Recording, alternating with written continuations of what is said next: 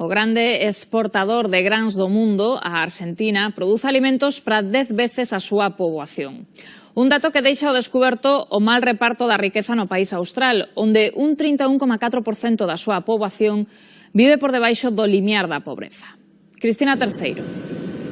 A Argentina é coñecido históricamente como o celeiro do mundo por ser un país agroexportador. De feito, este título revalidou no 2017 cunha colleita récord de 137 millóns de toneladas de grans, o que supón un 5% do total mundial.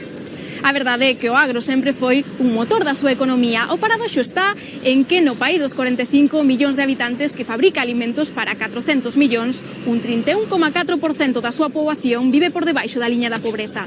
Dende as organizacións sociais achácano a enorme desigualdade que existe no país e que afecta maioritariamente os máis cativos. 4 de cada 10 viven malnutridos. E a problemática exténdese sobre todo nas provincias do norte e tamén na de Bos Aires, onde vive a maior parte da poboación da nación.